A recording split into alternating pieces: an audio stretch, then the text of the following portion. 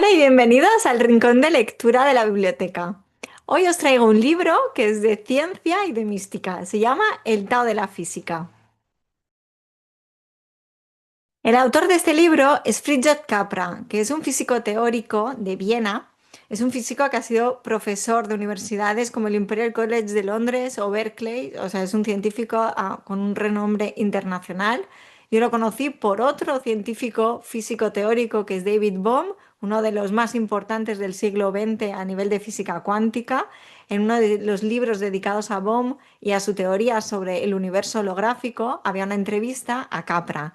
Entonces estamos hablando de un científico a un nivel pues mundial espectacular que a día de hoy se dedica a la docencia, a dar cursos, conferencias sobre física y sobre el impacto que tiene la física y los descubrimientos de la física en nuestra sociedad y en la ecología. Bueno, ¿para quién está dedicado este libro? Bueno, dedicado, es muy interesante este libro, pues para todas las personas que os guste mucho la ciencia, que no tengáis miedo a los nombres de física o física cuántica como protones, miones, etcétera, sino que os atraiga este mundo, que os seáis curiosos justamente con la parte científica y las explicaciones científicas, pero no os vais a encontrar solo esto, porque también va a haber una parte mística, una parte de filosofía, que es lo que hace brillante este libro, que es la unión de estas dos visiones aparentemente opuestas y del que él es experto en las dos visiones, en la física y en la filosofía oriental. Entonces, los dos mundos, si sois apasionados de la ciencia y de la mística, os va a encantar.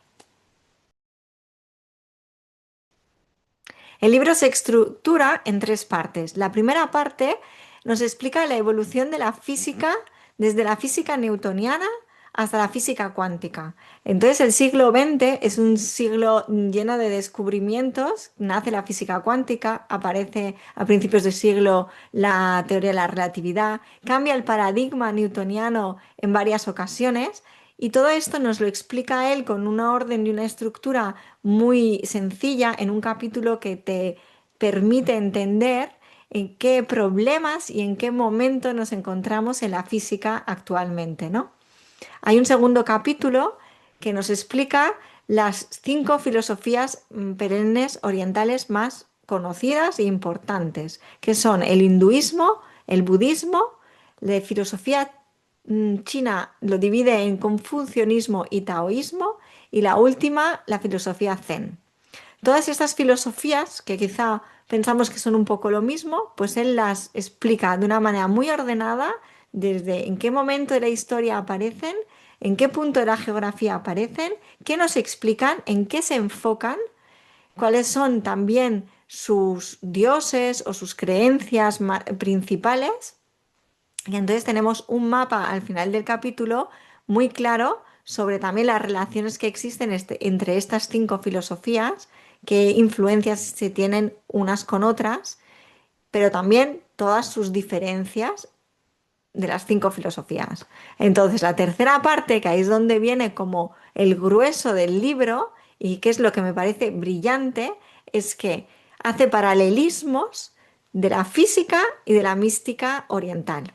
¿En qué temas? ¿En qué consiste estos paralelismos? Bueno, pues temas como la unidad del todo, el tiempo y el espacio, el vacío y la forma, el dinamismo del universo, la simetría de los quarks, la interpenetración, el cambio.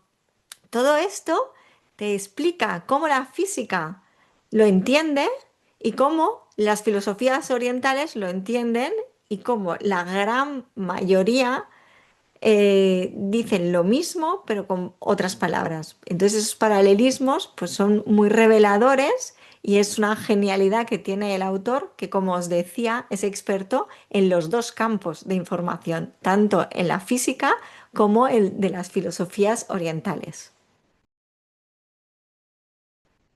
Hoy he elegido dos párrafos para mostraros esto, cómo lo hace, cómo nos lleva a unir estos dos campos de información.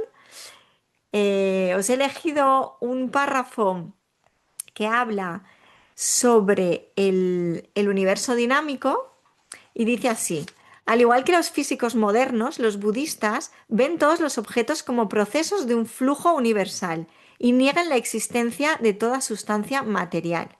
Esta negación es uno de los rasgos más característicos de todas las escuelas de filosofía budista.